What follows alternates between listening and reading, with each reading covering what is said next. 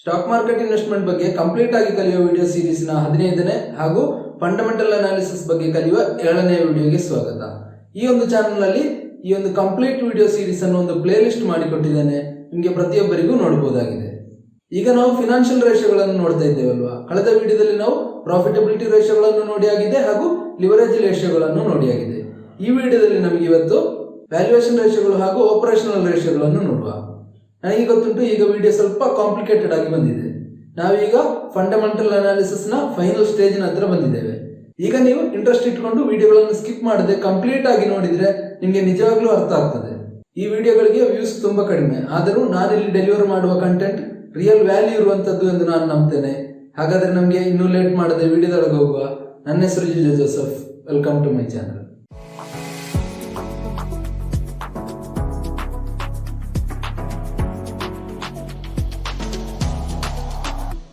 ಎಲ್ಲರಿಗೂ ಫಿನಾನ್ಷಿಯಲ್ ರೇಷಿಯೋಗಳ ಬಗ್ಗೆ ಕಲಿಯುವ 2ನೇ ವಿಡಿಯೋಗೆ ಸ್ವಾಗತ. ನೀವು ಈ ಫಿನಾನ್ಷಿಯಲ್ ರೇಷಿಯೋಗಳ ಬಗ್ಗೆ ಕಲಿಯುವ ಮೊದಲನೇ ವಿಡಿಯೋವನ್ನು ನೋಡದೆ ಬಂದಿದ್ದರೆ ಇಲ್ಲಿ ಐ ಬಟನ್ನಲ್ಲಿ ಲಿಂಕ್ ಕೊಟ್ಟಿರ್ತೇನೆ, ನೀವು ಅದನ್ನು ನೋಡಿ ಬರಬೇಕಾಗಿದೆ. ಮೊದಲನೇದಾಗಿ ಡಿಸ್ಕ್ಲೋಷರ್ ಆಗಿದೆ, ಏನೆಂದರೆ ನಾವಿಲ್ಲಿ ಯಾವುದೇ ಸ್ಟಾಕ್ ರೆಕಮೆಂಡೇಷನ್ ಅನ್ನು ಮಾಡುವುದಿಲ್ಲ. ನಾವಿಲ್ಲಿ ಮಾಡುವ ಅನಾಲಿಸಿಸ್ಗಳು ಬರೀ ಒಂದು ಎಜುಕೇಷನಲ್ ಪರ್ಪಸ್ಗೋಸ್ಕರ ಮಾತ್ರ ಆಗಿದೆ. ಫಿನಾನ್ಷಿಯಲ್ ರೇಷಿಯೋಗಳಲ್ಲಿ ಮೇಯ್ನ್ ಆಗಿ 4 ಟೈಪ್ ಬರ್ತದೆ. ಅದರಲ್ಲಿ ಪ್ರಾಫಿಟಬಿಲಿಟಿ ರೇಷಿಯೋ ಮತ್ತು ಲಿವರೇಜ್ ರೇಷಿಯೋಗಳನ್ನು ನಾವು ಕಳೆದ ವಿಡಿಯೋದಲ್ಲಿ ನೋಡಿದ್ದೇವೆ. ಪ್ರಾಫಿಟಬಿಲಿಟಿ ರೇಷಿಯೋದಲ್ಲಿ ROA, ROC, ROE ಮುಂತಾದ ರೇಷಿಯೋಗಳೆಲ್ಲ ಬರ್ತದೆ. ಲಿವರೇಜ್ ರೇಷಿಯೋಗಳಲ್ಲಿ ಇಂಟ್ರೆಸ್ಟ್ ಕವರೇಜ್ ರೇಷಿಯೋ, ಡೆಬ್ಟ್ ಟು ಇಕ್ವಿಟಿ ರೇಷಿಯೋ, ಡೆಬ್ಟ್ ಟು ಅಸೆಟ್ ರೇಷಿಯೋ ಹಾಗೂ ಫಿನಾನ್ಷಿಯಲ್ ಲಿವರೇಜ್ ರೇಷಿಯೋ ಎಲ್ಲ ಬರ್ತದೆ. ಅವುಗಳನ್ನೆಲ್ಲ ನಾವು ಡೀಪ್ ಆಗಿ ಕಳೆದ ವಿಡಿಯೋದಲ್ಲಿ ನೋಡಿ ಆಗಿದೆ. ಇವತ್ತಿನ ವಿಡಿಯೋದಲ್ಲಿ ನಾವು ವ್ಯಾಲ್ಯೂಯೇಷನ್ ರೇಷಿಯೋ ಹಾಗೂ ಆಪರೇಟಿಂಗ್ ರೇಷಿಯೋಗಳನ್ನು ನೋಡುವ, ಅವುಗಳನ್ನು ಡೀಪ್ ಆಗಿ ಕಲಿಯುವ.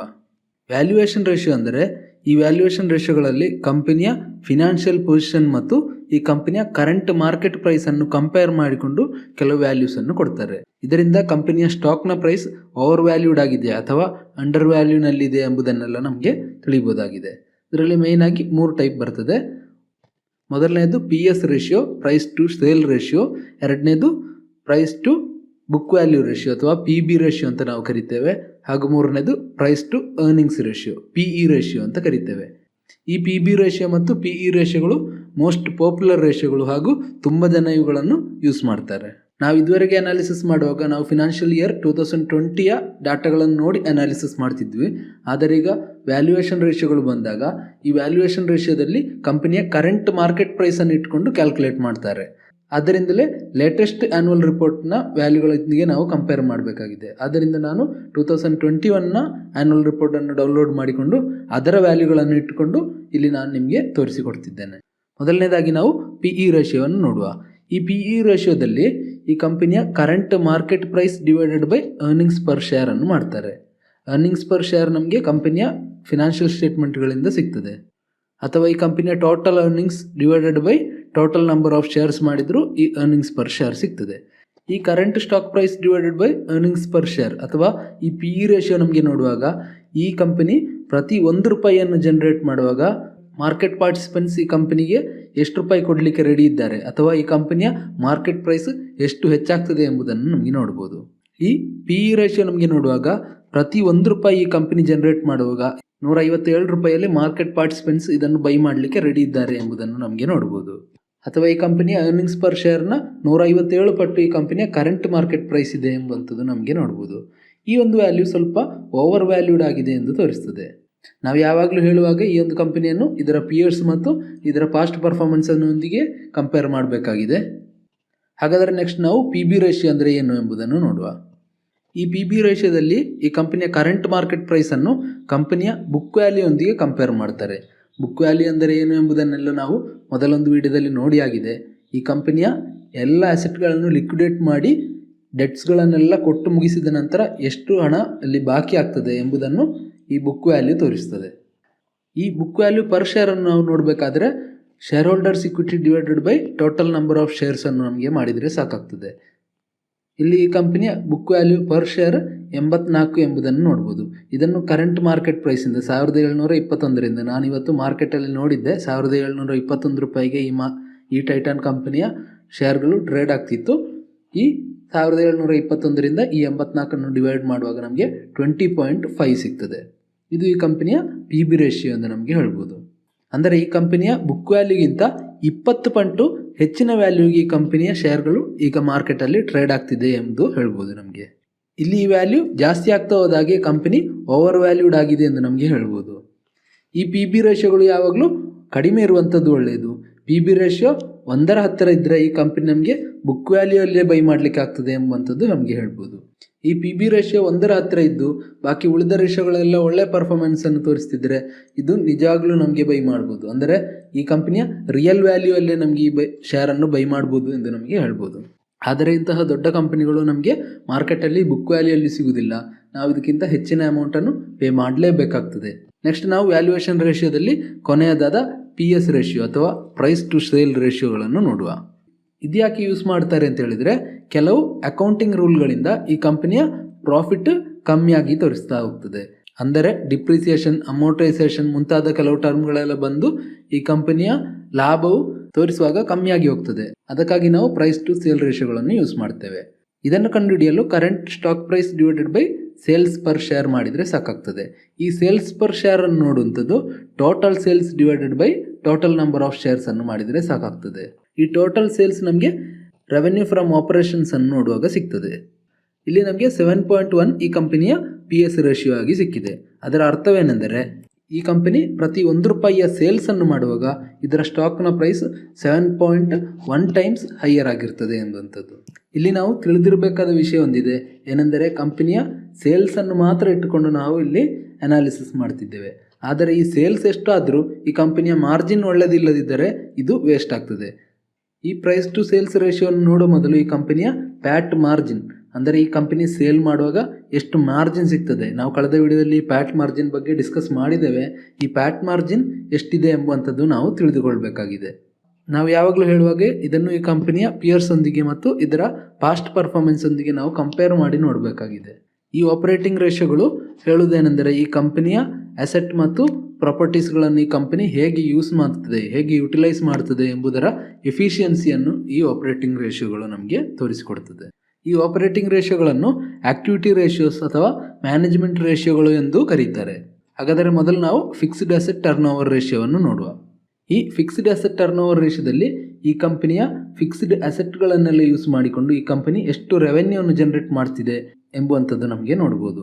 ಇದನ್ನು ಕಂಡುಹಿಡಿಯಲು operating revenue divided by average of fixed assets ಅನ್ನು ಮಾಡಬೇಕು. ಇಲ್ಲಿ ನಾನು ಕಳೆದ 2 ವರ್ಷದ ಫಿಕ್ಸ್ಡ್ ಅಸೆಟ್ಗಳ ಆವರೇಜನ್ನು ಮಾಡಿ ಇಲ್ಲಿ ಕ್ಯಾಲ್ಕುಲೇಟ್ ಮಾಡಿದ್ದೇನೆ. ಇದು ಹೇಳುವುದೇನೆಂದರೆ, ಈ ಕಂಪನಿ 1 ರೂಪಾಯಿ ಅಸೆಟ್ಗಳನ್ನು ಇಟ್ಕೊಂಡು 6.47 ರುಪೀಸ್ಗಳನ್ನು ಜನರೇಟ್ ಮಾಡ್ತಿದೆ ಎಂದು ಅರ್ಥ. ಈ ನಂಬರ್ ಯಾವಾಗಲೂ ಯಾವುದೇ ಕಂಪನಿಗಾಗಲಿ ಹೆಚ್ಚಿರುವಂಥದ್ದು ತುಂಬ ಒಳ್ಳೆಯದು.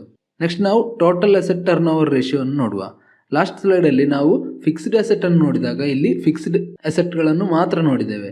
ಈಗ ಇಲ್ಲಿ ಟೋಟಲ್ ಅಸೆಟ್ಗಳನ್ನು, ಅಂದರೆ ಕರೆಂಟ್ ಅಸೆಟ್ಗಳನ್ನು ಹಾಗೂ ಫಿಕ್ಸ್ಡ್ ಅಸೆಟ್ಗಳನ್ನು ಟೋಟಲ್ ಆಗಿ ನೋಡಿದರೆ ಈ ಕಂಪನಿ 1 ರೂಪಾಯಿ ಅಸೆಟ್ಗಳನ್ನು ಇಟ್ಕೊಂಡು ಎಷ್ಟು ರೂಪಾಯಿಯನ್ನು ಜನರೇಟ್ ಮಾಡ್ತಿದೆ ಎಂಬುವಂಥದ್ದನ್ನು ನಮಗೆ ನೋಡ್ಬೋದು. ಇದರ ಫಾರ್ಮುಲಾ ಏನು ಹೇಳ್ತದೆ ಅಂದರೆ, total asset turnover equal to operating revenue divided by average total assets ಅನ್ನು ಮಾಡಬೇಕು. ನಾನು ಕಳೆದ 2 ವರ್ಷಗಳ ಆವರೇಜ್ ಟೋಟಲ್ ಅಸೆಟ್ ವ್ಯಾಲ್ಯೂಗಳನ್ನು ತೆಗೆದಿದ್ದೇನೆ. ಇಲ್ಲಿ ಈ ಕಂಪನಿ ರೇಷಿಯೋ ಹೇಳುವುದೇನೆಂದರೆ, ಈ ಕಂಪನಿ 1 ರೂಪಾಯಿಯ ಅಸೆಟ್ಗಳನ್ನು ಯೂಸ್ ಮಾಡಿದರೆ 1.44 1.5 ರೂಪಾಯಿಯಷ್ಟು ಜನರೇಟ್ ಮಾಡ್ತಿದೆ ಎಂಬುವಂಥದ್ದು. ಇದೊಂದು ತುಂಬ ಕಡಿಮೆ ವ್ಯಾಲ್ಯೂ ಆಗಿದೆ. ಯಾವುದೇ ಕಂಪನಿಗಾಗಿರಲಿ ಈ ನಂಬರ್ ಯಾವಾಗಲೂ ಹೆಚ್ಚಿದ್ದಷ್ಟು ಒಳ್ಳೆಯದು. ನೆಕ್ಸ್ಟ್ ನಾವು ವರ್ಕಿಂಗ್ ಕ್ಯಾಪಿಟಲ್ ಟರ್ನ್ ಓವರ್ ರೇಷಿಯೋವನ್ನು ನೋಡುವ. ಮೊದಲನೇದಾಗಿ ನಾವು ವರ್ಕಿಂಗ್ ಕ್ಯಾಪಿಟಲ್ ಅಂದರೆ ಏನು ಅಂತ ತಿಳಿಬೇಕು. ಈ ಕಂಪನಿ ರನ್ ಆಗಬೇಕಾದ್ರೆ, ಅದರ ಕರೆಂಟ್ ಆಪರೇಷನ್ ಎಲ್ಲ ಚೆನ್ನಾಗಿ ನಡಿಬೇಕಾದ್ರೆ ಕಂಪನಿ ಕೈಯಲ್ಲಿ ಸ್ವಲ್ಪ ಹಣ ಇರಬೇಕಾಗ್ತದೆ. ಆ ಹಣವನ್ನು ನಾವು ವರ್ಕಿಂಗ್ ಕ್ಯಾಪಿಟಲ್ ಅಂತ ಕರಿತೇವೆ. ಇದನ್ನು ಕಂಡುಹಿಡಿಯಲು ನಾವು ಕರೆಂಟ್ ಅಸೆಟ್ಸ್ ಮೈನಸ್ ಕರೆಂಟ್ ಲಿಯಬಿಲಿಟಿಗಳನ್ನು ಮಾಡಿದಾಗ ನಮಗೆ ವರ್ಕಿಂಗ್ ಕ್ಯಾಪಿಟಲ್ ಸಿಗ್ತದೆ. ಇಲ್ಲಿ ಕರೆಂಟ್ ಅಸೆಟ್ಗಿಂತ ಕರೆಂಟ್ ಲಿಯಬಿಲಿಟಿಗಳು ಯಾವಾಗಲೂ ಜಾಸ್ತಿ ಇದ್ದರೆ ಈ ವರ್ಕಿಂಗ್ ಕ್ಯಾಪಿಟಲ್ ನೆಗೆಟಿವ್ ವ್ಯಾಲ್ಯೂಯಲ್ಲಿ ಬರ್ತದೆ. ಇದು ಕಂಪನಿಗೆ ಒಳ್ಳೆಯ ವಿಷಯ ಆಗಿರುವುದಿಲ್ಲ. ಕರೆಂಟ್ ಅಸೆಟ್ಗಳು ಯಾವಾಗಲೂ ಕರೆಂಟ್ ಲಿಯಬಿಲಿಟಿಗಳಿಗಿಂತ ಜಾಸ್ತಿ ಇದ್ದರೆ ಈ ವರ್ಕಿಂಗ್ ಕ್ಯಾಪಿಟಲ್ ಪಾಸಿಟಿವ್ ವ್ಯಾಲ್ಯೂ ಬರ್ತದೆ. ಇಲ್ಲಿ ವರ್ಕಿಂಗ್ ಕ್ಯಾಪಿಟಲ್ ನೆಗೆಟಿವ್ ವ್ಯಾಲ್ಯೂ ಬಂದರೆ ಈ ಕಂಪನಿಗೆ ಇದನ್ನು ರನ್ ಮಾಡಲಿಕ್ಕೆ ಹಣದ ಅಗತ್ಯ ಇರ್ತದೆ. ಆ ಸಂದರ್ಭದಲ್ಲಿ ಈ ಕಂಪನಿಗೆ ವರ್ಕಿಂಗ್ ಕ್ಯಾಪಿಟಲ್ ಲೋನನ್ನು ಬ್ಯಾಂಕಿಂದ ತೆಗಿಬೇಕಾಗ್ತದೆ. ಇಲ್ಲಿ working capital turn over ratio ಏನು ಹೇಳ್ತದೆ ಅಂದರೆ, 1 ಯೂನಿಟ್ ವರ್ಕಿಂಗ್ ಕ್ಯಾಪಿಟಲನ್ನು ಇಟ್ಕೊಂಡು ಈ ಕಂಪನಿ ಎಷ್ಟು ರೆವೆನ್ಯೂವನ್ನು ಜನರೇಟ್ ಮಾಡ್ತದೆ ಎಂಬುವಂಥದ್ದು. ಇದನ್ನು ಕಂಡುಹಿಡಿಯಲು revenue divided by working capital ಅನ್ನು ಮಾಡಿದಾಗ ಸಿಗ್ತದೆ. ಇಲ್ಲಿ ಕಂಪನಿಯ ವರ್ಕಿಂಗ್ ಕ್ಯಾಪಿಟಲ್ 3.98 ಸಿಕ್ಕಿದೆ, ಆಲ್ಮೋಸ್ಟ್ 4 ಸಿಕ್ಕಿದೆ. ಅದರ ಅರ್ಥವೇನೆಂದರೆ ಈ ಕಂಪನಿ, ನಮ್ಮ ಟೈಟನ್ ಕಂಪನಿ, ₹1 ಇಟ್ಕೊಂಡು ₹4 ರೆವೆನ್ಯೂವನ್ನು ಜನರೇಟ್ ಮಾಡ್ತಿದೆ ಎಂದು ಅರ್ಥ. ನೆಕ್ಸ್ಟ್ ನಾವು ಇನ್ವೆಂಟರಿ ಟರ್ನ್ ಓವರ್ ರೇಷಿಯೋವನ್ನು ನೋಡುವ. ಇನ್ವೆಂಟರಿ ಟರ್ನ್ ಓವರ್ ಅಂದರೆ ಈ ಕಂಪನಿ ಪ್ರಾಡಕ್ಟ್ಗಳನ್ನು ಮ್ಯಾನುಫ್ಯಾಕ್ಚರ್ ಮಾಡಿ ಸೇಲ್ ಮಾಡಲಿಕ್ಕೋಸ್ಕರ ತನ್ನ ಕಂಪನಿಯ ಗೋಡೌನ್ನಲ್ಲಿ ಅಥವಾ ಶೋರೂಮ್ಗಳಲ್ಲಿ ಈ ಪ್ರಾಡಕ್ಟ್ಸ್ಗಳನ್ನು ಇಟ್ಟಿರ್ತದೆ. ಅದನ್ನು ಈ ಕಂಪನಿಯ ಇನ್ವೆಂಟರಿ ಎಂದು ಕರೀಬೋದು. ಕಂಪನಿಯ ಸೇಲ್ಸ್ ತುಂಬ ಜಾಸ್ತಿ ಇದ್ದರೆ ಈ ಪ್ರಾಡಕ್ಟ್ಸ್ಗಳೆಲ್ಲ ಬೇಗ ಮುಗಿತಾ ಹೋದರೆ ಈ ಇನ್ವೆಂಟ್ರಿ ಯಾವಾಗಲೂ ಖಾಲಿ ಆಗ್ತಾ ಹೋಗ್ತದೆ. ಈ ಕಂಪನಿಯ ಇನ್ವೆಂಟ್ರಿ ಖಾಲಿಯಾಗಿ ಹೋದ ಹಾಗೆ ಈ ಕಂಪನಿ ಅಗೇನ್ ಈ ಇನ್ವೆಂಟ್ರಿಗಳನ್ನು ಫುಲ್ ಮಾಡ್ತಾ ಇರಬೇಕಾಗ್ತದೆ. ಒಂದು ವರ್ಷಕ್ಕೆ ಎಷ್ಟು ಸಲ ಈ ಇನ್ವೆಂಟ್ರಿ ಖಾಲಿ ಆಗ್ತದೆ ಎಂಬುದನ್ನು ಈ ಇನ್ವೆಂಟ್ರಿ ಟರ್ನ್ ಓವರ್ ರೇಷಿಯೋ ನಮಗೆ ಹೇಳಿಕೊಡ್ತದೆ. ಇದನ್ನು ಕಂಡುಹಿಡಿಯಲು cost of goods sold divided by average inventory ಮಾಡಿದರೆ ಸಾಕಾಗ್ತದೆ. ಆ್ಯಾವರೇಜ್ ಇನ್ವೆಂಟ್ರಿ ಅಂದರೆ ನಾನು ಕಳೆದ 2 ವರ್ಷದ ಇನ್ವೆಂಟ್ರಿಯ ಆ್ಯಾವರೇಜ್ ವ್ಯಾಲ್ಯೂವನ್ನು ತೆಗೆದಿದ್ದೇನೆ. ಈ ಇನ್ವೆಂಟ್ರಿ ನಮಗೆ ಬ್ಯಾಲೆನ್ಸ್ ಶೀಟಿಂದ ಸಿಗ್ತದೆ. ಕಾಸ್ಟ್ ಆಫ್ ಗುಡ್ಸ್ ಸೋಲ್ಡ್ ಅನ್ನು ನೋಡಬೇಕಾದ್ರೆ ನಾವು cost of materials consumed plus purchase of stocks in trade plus stores and spare consumed plus power and fuel plus cost of packing materials ಅನ್ನು ಮಾಡಬೇಕಾಗ್ತದೆ. ಇವುಗಳೆಲ್ಲ ನಮಗೆ ಈ ಪ್ರಾಫಿಟ್ ಆ್ಯಂಡ್ ಲಾಸ್ ಸ್ಟೇಟ್ಮೆಂಟಲ್ಲಿ ಸಿಗ್ತದೆ. ಇದನ್ನು ಕ್ಯಾಲ್ಕುಲೇಟ್ ಮಾಡಿದಾಗ ನಮಗೆ ಟೈಟನ್ ಕಂಪನಿಯ ಇನ್ವೆಂಟರಿ ಟರ್ನ್ ಓವರ್ ರೇಷಿಯೋ 2.2 ಸಿಕ್ಕಿದೆ. ಇದರ ಅರ್ಥವೇನೆಂದರೆ ಈ ಟೈಟನ್ ಕಂಪನಿಯಲ್ಲಿ ವರ್ಷಕ್ಕೆ 2.2 ಟೈಮ್ಸ್ ಈ ಕಂಪನಿಯ ಇನ್ವೆಂಟ್ರಿ ಖಾಲಿ ಆಗ್ತಾ ಹೋಗ್ತದೆ. ಇದನ್ನು ನಾವು ಮಂತಿಗೆ ಕನ್ವರ್ಟ್ ಮಾಡಿ ಹೇಳೋದಾದರೆ 5.5 ತಿಂಗಳಲ್ಲಿ ಈ ಕಂಪನಿಯ ಇನ್ವೆಂಟ್ರಿ ಒಂದು ಸಲ ಮುಗೀತದೆ. ಅಗೈನ್ ಈ ಕಂಪನಿ ಫಿಲ್ ಮಾಡಿ ಕೊಡಬೇಕಾಗ್ತದೆ ಎಂಬುವಂಥದ್ದು.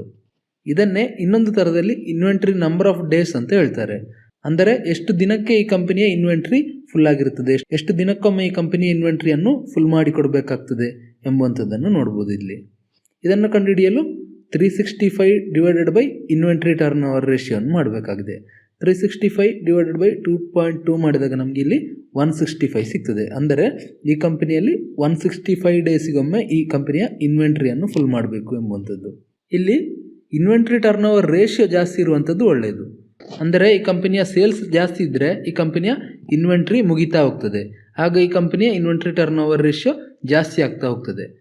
ಆದರೆ ಇನ್ವೆಂಟ್ರಿ ಟರ್ನ್ ಓವರ್ ರೇಷಿಯೋ ಜಾಸ್ತಿ ಆದಾಗ ಈ ಕಂಪನಿಯ ಇನ್ವೆಂಟ್ರಿ ನಂಬರ್ ಆಫ್ ಡೇಸ್ ಕಡಿಮೆ ಆಗ್ತಾ ಹೋಗ್ತದೆ.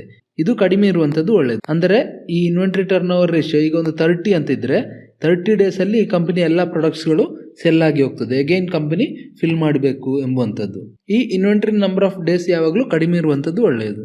ಆದರೆ ನಾವು ಅನಾಲಿಸಿಸ್ ಮಾಡುವಾಗ ಈ ಇನ್ವೆಂಟ್ರಿ ನಂಬರ್ಸ್ಗಳು ಯಾವಾಗಲೂ ಈ ನಾರ್ಮಲ್ ಕಂಪನಿಗಳಿಗಿಂತ ತುಂಬ ಗ್ಯಾಪಲ್ಲಿ ಇದ್ದರೆ ನಾವು ಈ ಕಂಪನಿಯ ಪ್ರೊಡಕ್ಷನನ್ನು ಡಬಲ್ ಚೆಕ್ ಮಾಡಬೇಕಾಗ್ತದೆ. ಅಂದರೆ ಈ ಕಂಪನಿಯ ಪ್ರೊಡಕ್ಷನನ್ನು ಯಾಕೆ ಇವರಿಗೆ ಜಾಸ್ತಿ ಮಾಡಲಿಕ್ಕಾಗೋದಿಲ್ಲ, ಈ ಕಂಪನಿಗೆ ಡೆಟ್ಸ್ಗಳನ್ನೆಲ್ಲ ತೆಗೆದುಕೊಂಡು ಈ ಕಂಪನಿಯ ಪ್ರೊಡಕ್ಷನನ್ನು ಜಾಸ್ತಿ ಮಾಡಲಿಕ್ಕಾಗೋದಿಲ್ವಾ ಅಥವಾ ಇನ್ವೆಂಟ್ರಿ ಕೆಪಾಸಿಟಿಯನ್ನು ಜಾಸ್ತಿ ಮಾಡಲಿಕ್ಕಾಗೋದಿಲ್ವಾ ಎಂಬುವಂಥದ್ದನ್ನೆಲ್ಲ ನಾವು ಡಬಲ್ ಚೆಕ್ ಮಾಡಬೇಕಾಗ್ತದೆ.